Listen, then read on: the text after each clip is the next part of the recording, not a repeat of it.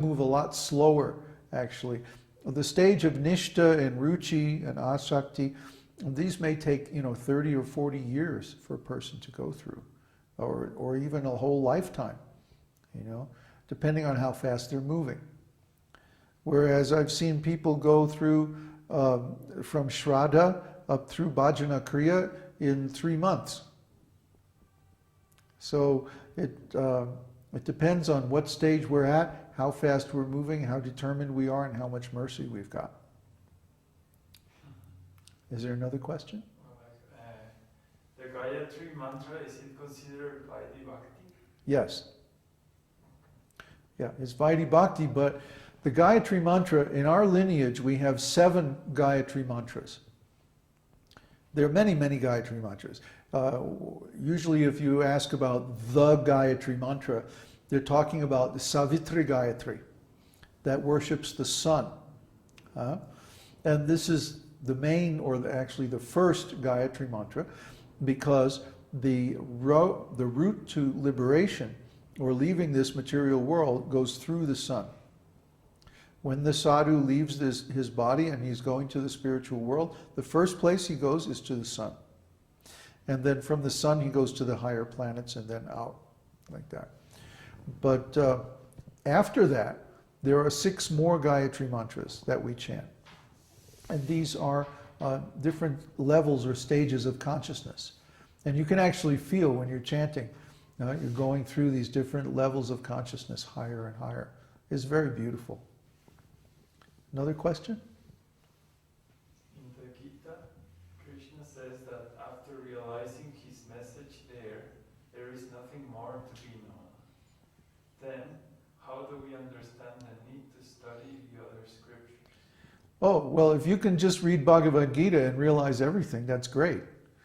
But in practice, it requires more detailed explanation. Bhagavad Gita is like the Reader's Digest version. It's very short. It's only, 537 shlokas or something like that.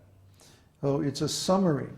It's called Gita-upanishad because it summarizes all the topics of the Upanishads, 108 Upanishads. So if you can learn something just by a summary, that means you're very intelligent. But most of us aren't that intelligent. We require a more detailed explanation. Srimad Bhagavatam is that explanation. So you'll find, even from a standpoint of plot, that Srimad Bhagavatam takes up where the Gita leaves off, or actually Mahabharata.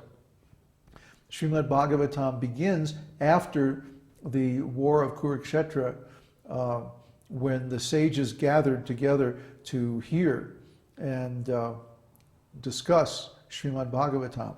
And it begins with a little recapitulation of the history between the Kurukshetra battle and the present time, when the Srimad Bhagavatam was recited in the forest of Naimisharanya by Sutta Goswami. And that was about maybe 50 years into Kali Yuga that sacrifice began. So then it proceeds to re-examine all the points that are raised in Bhagavad Gita and explain them in much more detail. So maybe there are 500 and something shlokas in Bhagavad Gita, but there are 18,000 shlokas in Srimad Bhagavatam. So it gives much more detailed discussion. And the same topics come up for discussion again and again and again in the different cantos. And each time they're presented at a higher level of realization, until finally you get to the 11th canto and the Uddhava Gita. Yeah, Uddhava's going, whew, because it's so high. Krishna is explaining everything in a very, very intense way. The same things that he talks about in Bhagavad Gita, he explains again in Uddhava Gita. But one is preliminary and the other is final. Yeah, so we need the other scriptures, and especially Chaitanya Charitamrita. Without Chaitanya Charitamrita, it would be impossible to understand the 10th canto of Srimad Bhagavatam, or the different rasas, or any of that. And Lord Chaitanya, instructing Rupa and Sanatana Goswami, he gives the deepest secrets of devotional service, the most confidential teachings that aren't even given in Srimad Bhagavatam. So we need all these scriptures to understand these things and to have authoritative references for the teachings of our lineage. Any other question? Okay. That's it? Okay. So, there's a question? What's that? It is my understanding that the artist illustrations of Bhagavad-gīta and Srimad Bhagavatam were done under the direction of Prabhupada. So why are these inaccurate? Why are they inaccurate? Why Oh. are they inaccurate? Because the artists weren't skilled enough to paint the real thing. Yeah, for example, the painting of Krishna in Bhagavad Gita, you know, the one where he's playing in front of the lake and he's kind of dancing and he has this really cute expression on his face. That's the most accurate picture of Krishna that I've ever seen. I mean, maybe some of the other paintings have more detail about the little, you know, necklaces and his crown and stuff like that, or whatever, you know. But that one actually captures his attitude, his mood, better than any other that I've ever seen. And that was done under the direction of Srila Prabhupada. A lot of the paintings in Srimad Bhagavatam were done more or less independently by artists who, in many cases, either they were following existing paintings by Indian artists, or they were trying to mix kind of Western academic styles with the subject of Krishna. And a lot of the paintings, I find them very pretentious and not at all accurate in the sense of being a vision of the spiritual world. Because the artists were trying to do something material. They were saying, oh, I can paint in the same style as the old masters. Or, you know, I can paint in some kind of abstract expressionist style or something. Basically trying to impress mundane people with their art, instead of trying to just give a clear vision of how the spiritual world is like.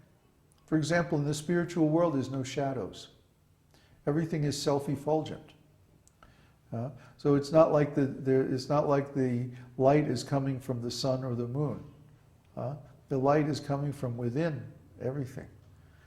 And I find those early paintings that were directly supervised by Srila Prabhupada have a much greater resemblance to the actual spiritual visions.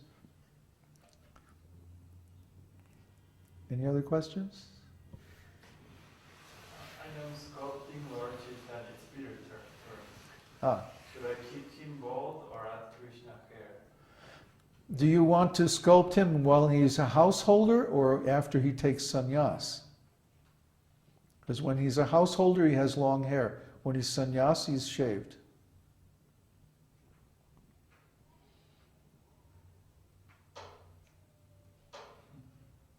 No response? Okay. Try and keep the hair. Thank you very much. Thank Okay. you. This helps.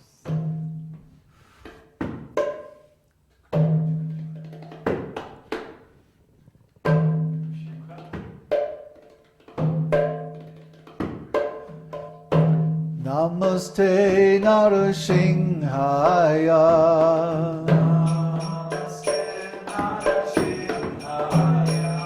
Prahlada Dayine.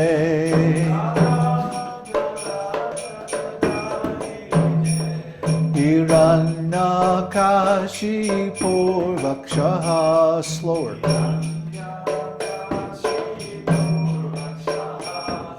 Shilatankana kalaye.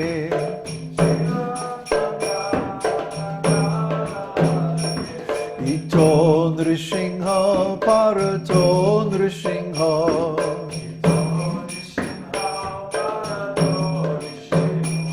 Yato yato yamitato nrishingha.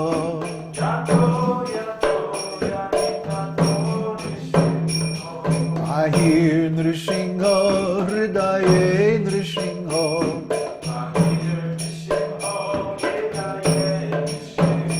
Narasingha Bhalading Sharanam Prapadye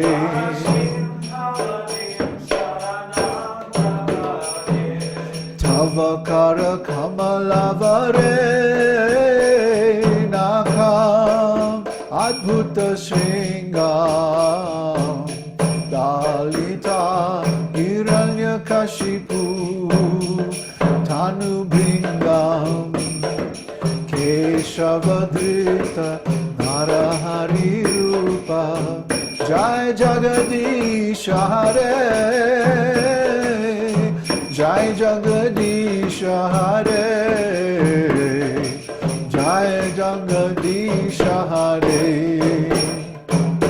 Tavakara